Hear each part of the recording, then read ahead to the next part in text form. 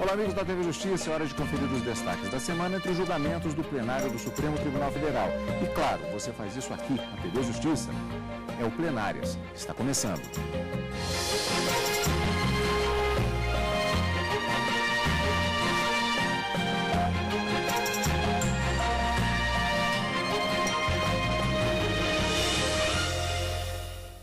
E hoje com os principais momentos das sessões dos dias 2 e 3 de dezembro de 2015. Karina, nós tivemos essencialmente dois temas de destaque sobre os quais vamos falar no nosso programa plenário de hoje. Mas não foi só isso que foi julgado, na verdade. A matéria penal e constitucional foram os grandes destaques, mas também na quinta-feira nós tivemos um debate, deliberação e julgamento sobre direito tributário também e matéria processual civil acerca do porte de remessa e retorno de recursos por autarquias federais.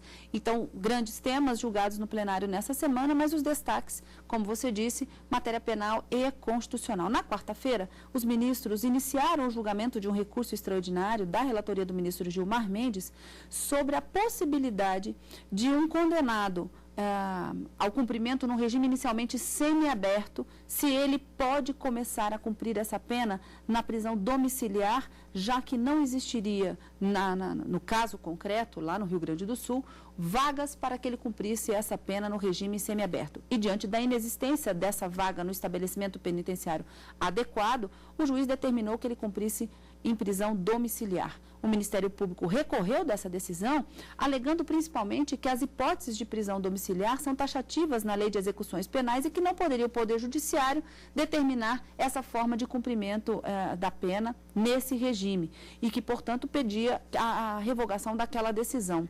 O ministro Gilmar Mendes e o ministro Edson Fachin já votaram pela parcial procedência desse recurso extraordinário, dizendo que é possível, não é proibido que seja colocado no regime da prisão domiciliar, mas até que sejam implementadas as medidas alternativas que foram sugeridas pelo ministro Gilmar Mendes no seu voto. E, nesse sentido, também acabou o ministro Edson Fachin votando.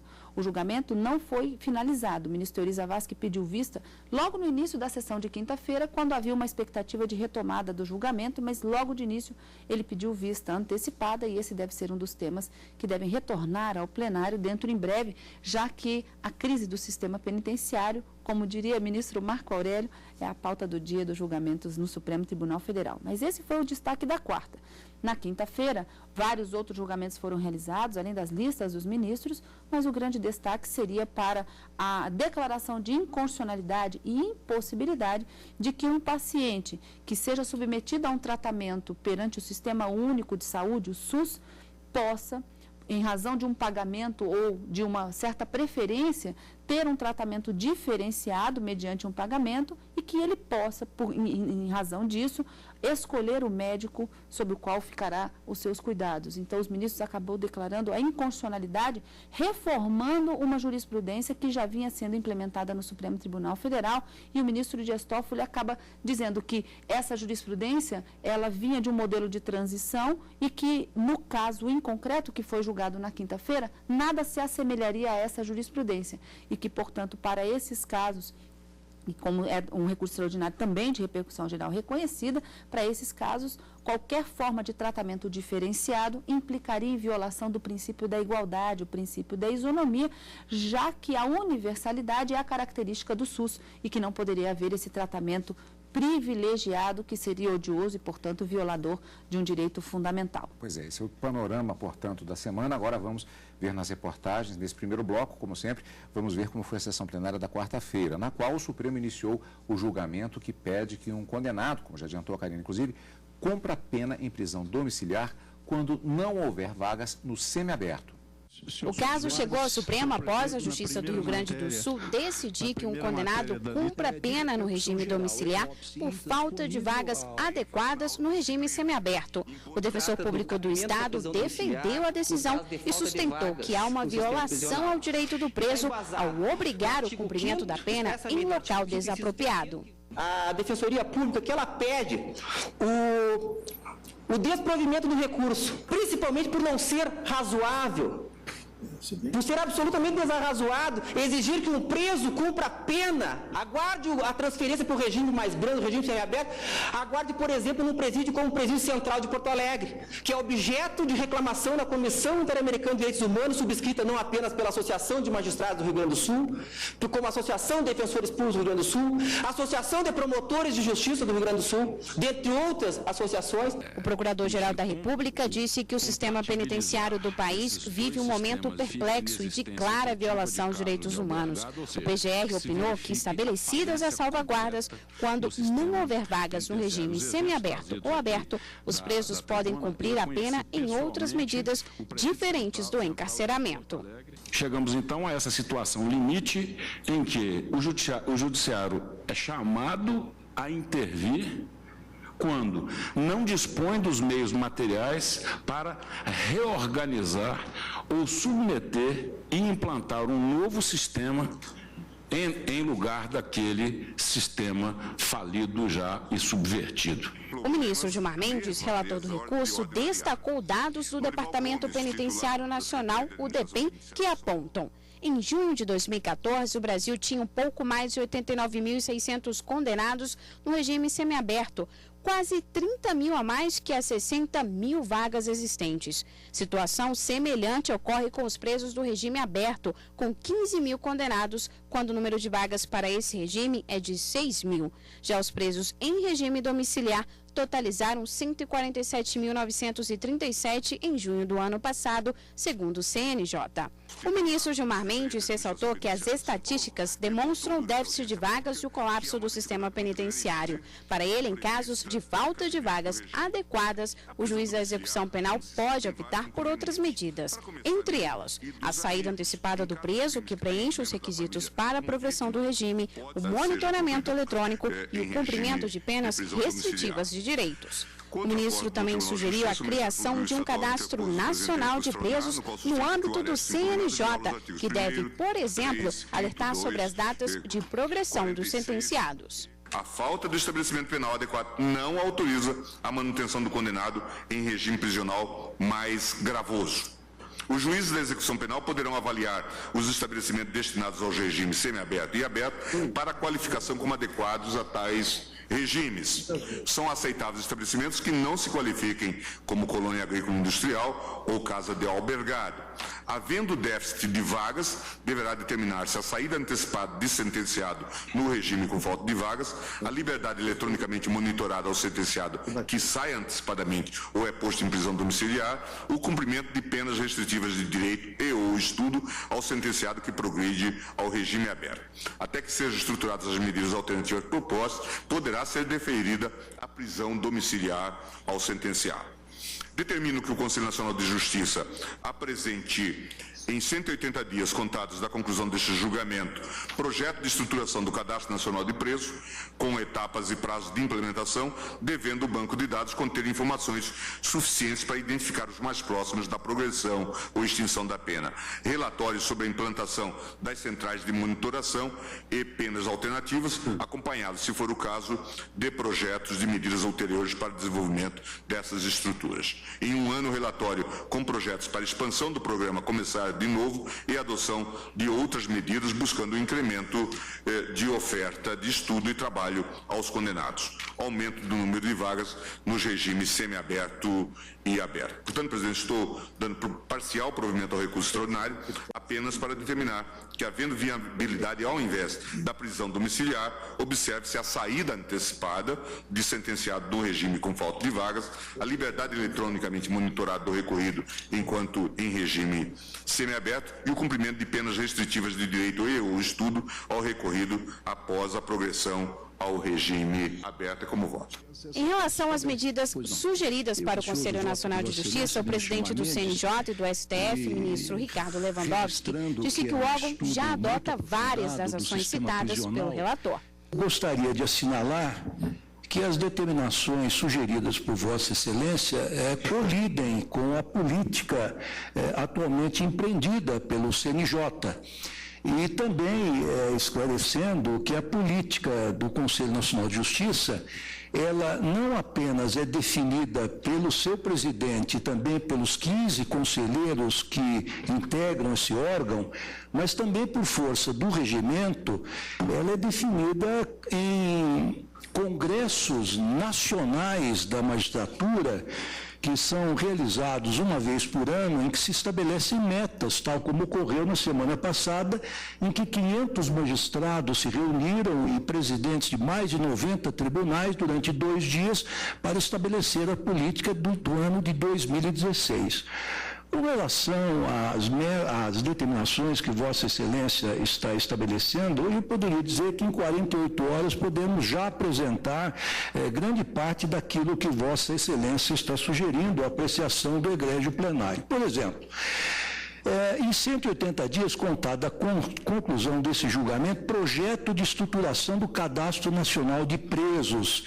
Nós vamos apresentar até o final deste ano, e já anunciei hoje de manhã isso no Ministério da Justiça, um sistema eletrônico chamado de SEU, S-E-E-U, Sistema Eletrônico de Execução Unificada, em que todos os magistrados responsáveis pela execução criminal terão em todo o Brasil, de forma unificada, ao alcance do iPhone, todos os projetos de execução e poderão determinar as medidas necessárias, um simples toque no respectivo celular, determinando decisões relativamente à progressão de regime, inclusive resolvendo incidentes da execução. Então, eu queria, embora louvando a preocupação de Vossa Excelência, ministro Gilmar, dizer que estas medidas já estão sendo tomadas e são frutos de longa meditação e longa maturação, e mais ainda, que há um órgão criado por lei que é chamado, que é o Departamento de Monitoração e Fiscalização do Sistema Carcerário e do Sistema de Medidas Socioeducativas, né, que possui um supervisor, possui um coordenador, que tem políticas próprias que estão exatamente em consonância com o voto de Vossa Excelência. O ministro Edson Fachin acompanhou o voto do relator. Karina, nós tivemos, portanto, a questão da procedência, que foi parcial no voto do ministro Gilmar Mendes, e esta série de sugestões que, como vimos, isso provavelmente vai demandar um debate no plenário, como já demandou de certa forma, porque, embora o ministro Ricardo Lewandowski não tenha votado, ele já fez uma série de observações, e isso com certeza será tema de debate no plenário quando voltar o voto vista do ministro Teori Zavascki, apresentado neste processo. Com relação à procedência, que foi parcial do ministro Gilmar Mendes, eu te perguntaria o seguinte: o fato de não haver vagas no regime semiaberto não significa automaticamente uma progressão de regime para a prisão domiciliar. Por isso, o voto do ministro no sentido de votar parcialmente pela procedência do pedido. Exatamente. O Ministério Público queria que fosse afastada essa possibilidade, mas o ministro disse que não necessariamente vai implicar nessa prisão domiciliar, mas enquanto essas medidas alternativas que ele propôs no seu voto não forem estruturadas e implementadas, já que essa saída antecipada de presos que hoje estão no regime semiaberto para uma saída monitorada eletronicamente demanda um investimento, até mesmo para a aquisição dessas tornozeleiras, enquanto isso não for implementado, é possível sim que haja essa prisão domiciliar, porque ele disse seria inconstitucional manter esse apenado, esse condenado, para cumprir um regime de pena mais gravoso, cumprir a sua sentença no regime mais gravoso, que seria o regime fechado. Então, se não tem vaga no semiaberto, enquanto não for possível a implementação a partir dessas proposições que ele fez, né, a criação desse cadastro nacional de presos, que o ministro Ricardo Lewandowski disse que já está sendo implementado esse projeto, ou mesmo as centrais de monitoramento daquelas pessoas que forem cumprir pena no regime aberto, enquanto isso não for implementado, não poderia o Poder Judiciário determinar que este preso a cumprir pena inicialmente no regime semiaberto comece a cumprir no regime fechado, porque seria mais gravoso. Então, é possível que ele cumpra no regime domiciliar até que isso seja implementado e estruturado. Mas o que não significa que essa deva ser a regra, né? Quem vai decidir nessa situação vai ser o próprio juiz da execução. Então, nesse sentido, ele acabava dando provimento parcial ao recurso extraordinário do Ministério Público e, nesse mesmo sentido, também acabou voltando o ministro Edson Fachin, tudo isso na quarta-feira. Havia uma grande expectativa para a continuidade desse julgamento na quinta, mas logo no início da sessão da quinta-feira, o ministro Teori Zavascki acabou pedindo vista antecipada e o julgamento foi sobrestado, dando a possibilidade para que outros julgamentos acontecessem na sessão de quinta-feira. Mas temos que aguardar agora o voto do ministro Teori Zavascki para a retomada desse julgamento. Pois é, na sessão da quinta-feira, portanto, nós vamos saber quais foram também, dar uma passagem relativa a esse ponto na reportagem que nós vamos conferir daqui a pouco, e também os outros processos que foram destaque na sessão plenária, portanto, desta quinta-feira. O que você vai conferir depois do intervalo aqui no Plenárias.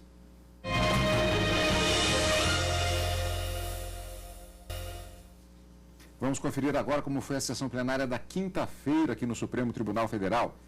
O plenário do STF confirma que pacientes do SUS não podem pagar em separado por acomodações melhores em internações hospitalares, nem para escolher médico para o atendimento. No recurso julgado pelo Supremo, o Conselho Regional de Medicina do Rio Grande do Sul questionava a decisão do Tribunal de Justiça do Estado, que negou a possibilidade de pacientes pagarem pela melhoria do tipo de acomodação e por médicos de preferência no Sistema Único de Saúde.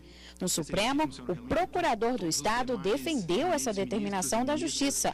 Disse que permitir pagar médicos e também leitos melhores agravaria a situação da saúde pública e estabeleceria preferências para aqueles que têm condições de arcar financeiramente com os custos. O fato de alguém possuir um pouco de dinheiro a mais do que o outro certamente não o torna titular de direito a um atendimento distinto no âmbito do SUS. O ministro Dias Toffoli, relator do recurso, destacou os princípios do SUS: universalidade, equidade e integralidade. Para ele, a chamada diferença de classe no sistema público é contrária à Constituição. Afirmou que o modelo brasileiro de saúde pública, que trata a todos de forma igual, deve prevalecer e qualquer diferenciação entre os pacientes não pode existir. A complexidade não autoriza que se desfigure a premissa maior na qual se assenta o serviço de saúde pública fixada pela Carta Maior. O Sistema Único de Saúde orienta-se sempre pela equidade do acesso e do tratamento. A introdução de medidas diferenciadoras, salvo em casos extremos e justificáveis, é absolutamente inadmissível. A diferença de classe, o atendimento por médico privado e a dispensa da triagem prévia ao internamento não se enquadram nessas exceções. Permiti-los seria aceitar a instituição de privilégios odiosos, desprovidos de respaldo constitucional. Esforços no sentido da promoção da universalidade e da igualdade de acesso ao Sistema Único de Saúde são deveras bem-vindos. Esforços em sentido oposto, como os que aqui se pretende pelo recorrente implementar, são intoleráveis à luz da Constituição da República. O plenário também estabeleceu a tese que vai nortear as decisões de casos semelhantes em instâncias inferiores. Segue assim uma tese que proponho, pois eu nego provimento ao recurso extraordinário e digo que é constitucional a regra que veda, no âmbito do Sistema Único de Saúde, a internação em acomodações superiores, bem como o atendimento diferenciado por médico do próprio Sistema Único de Saúde ou por conveniado mediante o pagamento da diferença dos valores correspondentes. Os demais ministros acompanharam o relator. Eu comungo com o eminente relator de que não há nenhuma inconstitucionalidade nessa vedação estabelecida como política do Sistema Único de Saúde de dar tratamento diferenciado, que certamente os que seriam preferidos nesse sistema acarretariam uma situação ainda pior para os que já têm dificuldade de obter aquele mínimo necessário garantido pelo sistema. Eu, cumprimentando mais uma vez o ministro relator, eu acompanho Sua Excelência. A diferença de classe atenta contra a Constituição Federal e a própria Lei 8.080 de 90, uma vez que gera regimes de tratamento diferenciados no âmbito do próprio SUS, o que, além de ferir o princípio da igualdade de assistência à saúde sem preconceito ou privilégio de qualquer espécie, afronta a unicidade mesmo do sistema de saúde. E já concluindo, nesse diapasão, eu destaco que o paciente tem direito ao serviço e não ao crédito junto ao SUS. A lógica da diferença de classe é totalmente equivocada, por reforçar a desigualdade social já existente, aumentando as distorções do sistema, com tratamento privilegiado de alguns com a utilização dos escassos recursos públicos destinados aos mais humildes. Tais recursos passariam a custear o pagamento de despesas de saúde de pessoas que poderiam arcar com a totalidade de tais gastos por sua conta, retirando dessa arte recursos que serviriam aos menos favorecidos, como também o ministro Toffoli destacou. Com efeito, com o reconhecimento da diferença de classe, tal sistema acabaria por tornar-se obrigatório, pois os hospitais fatalmente reduziriam o número de leitos do SUS. Então, necessariamente, quem faz jus e mais preciso do SUS precisaria efetivamente pagar para se internar. De outra parte, o reconhecimento da diferença de classe pelo Poder Judiciário abriria um perigoso caminho no sentido de gerar cobranças de todas as naturezas no âmbito do hospital sem atendimento prestado pelo SUS. Então, com essas diminutas palavras, senhor presidente, mais uma vez, enaltecendo o brilhante voto do relator, um voto comprometido com a função social do Estado em relação ao direito à saúde de todos, eu o acompanho integralmente. Na sessão dessa quinta, o plenário, por maioria, também decidiu que uma lei aprovada no final de 1989, que aumentou o valor do imposto de renda e determinou que o acréscimo já valeria para o mesmo ano, é inconstitucional. Em outro recurso, um pedido de vista adiou o resultado de um julgamento. O RE trata da possibilidade do condenado cumprir a pena no regime domiciliar, ao invés do regime semiaberto, por falta de vagas adequadas no sistema penitenciário. O ministro Teori Zavascki pediu para analisar melhor o caso. Karina, em relação ao SUS, houve uma mudança de jurisprudência. Exatamente. O voto do ministro Dias Toffoli acabou sendo um voto bastante alongado e que, inclusive, ele está disponível já na página do Supremo Tribunal Federal sobre esse caso envolvendo a possibilidade de internação mediante pagamento em condições melhores do que os demais pacientes do SUS ou a possibilidade de escolha do médico para ser submetido a tratamento. O ministro Dias Toffoli disse que essa possibilidade, hoje, a partir da criação do SUS, que tem como característica a universalidade de atendimento a todos os viola a Constituição. E aí, portanto, negaram provimento a esse recurso extraordinário e por votação unânime. Todos os ministros acabaram concordando com a decisão dada pelo ministro Dias Toffoli e acabaram modificando uma jurisprudência que já estava consolidada no Supremo. Mas o ministro Dias Toffoli justificou a modificação da orientação da jurisprudência do Supremo Tribunal Federal para dizer que havia, sim, antes da implementação do SUS, então, portanto, no modelo anterior ao SUS, no modelo de transição, havia a possibilidade de tratamento diferenciado a determinados pacientes quando a doença ou o próprio tratamento assim o exigisse. Então, havia um entendimento aqui no Supremo que esse tratamento diferenciado não era inconstitucional. Mas isso quando o serviço público de saúde não era garantido a todos universalmente, como é no Sistema Único de Saúde. Ele era, anteriormente à criação do SUS, garantido apenas àqueles segurados da Previdência Social e aos seus dependentes. E assim era possível que, para determinados indivíduos, pudesse haver um tratamento diferenciado sem que isso violasse a própria Constituição. Com a criação do Sistema Único de Saúde, a implementação, portanto, de um novo sistema cuja universalidade de atendimento é a regra, qualquer forma de tratamento diferenciado viola o princípio da isonomia. E, nesse sentido, portanto, acabou julgando inconstitucional aquela decisão proferida lá no estado do Rio Grande do Sul, que, de uma certa forma, permitia esse tratamento diferenciado para os pacientes do SUS que pretendiam ter acomodações melhores de internação mediante o pagamento, ou mesmo mediante o pagamento poder escolher o médico com quem gostaria de fazer esse tratamento. Votação unânime, recurso extraordinário em que se negou provimento, mantendo, portanto, essa mesma tese da inconstitucionalidade do tratamento diferenciado. Final de ano, ainda temos sessões de julgamento, portanto, decisões do Supremo Tribunal Federal em expectativa. Encontro marcado na próxima semana, portanto, Karina. Na próxima semana, quarta e quinta, ao vivo, no direto do plenário, e no final de semana com plenárias.